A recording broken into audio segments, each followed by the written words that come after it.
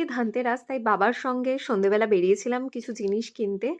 আর আমরা আমাদের এখানে একটা দোকানে এসেছিলাম। তো এখানে এসে দেখো, জাস্ট এই জুতোগুলো দেখে তোমরা আইডিয়া করে নিতে পারবে যে ভিতরে ঠিক কি অবস্থা। এই দোকানটায় আমরা আমাদের মনের মতো জিনিস পাইনি, তাই আমরা অন্য দোকানেই গিয়েছিলাম।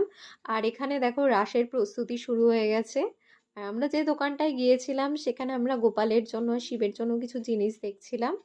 তো তারপর বাড়ি চলে এলাম। আর এখানে বাবা কি সব নিয়েছে। তো যাই হোক, যে দোকান থেকে আমরা জিনিস নিয়েছি সেখান থেকে আইসক্রিম দিয়েছিল আর গিফটও দিয়েছিল। যাই হোক, গিফটটাও তোমাদের দেখাবো আমি। আর মেনলি আমরা যে জিনিসটা নিয়েছি সেটা হচ্ছে আমাদের গোপাল দাদার জন্য একটা বাঁশি আর একটা বালা, মানে এক জোড়া বালা। যাই হোক, শিব ঠাকুরেরটা এখনো নেওয়া হয়নি, ওটা পরে নেওয়া যাবে। আর আমাদের গিফট দিয়েছিল একটা কফি মাগ, যেটা ভালোই লেগেছে আমার বেশ। আর বাবা এখানে নিয়েছিল নুন, হলুদ, তারপরে হচ্ছে মোমবাতি। আর বাবা এসব ইউটিউব দেখে শিখেছে যে ধনতেরাসের দিন নিতে হয়।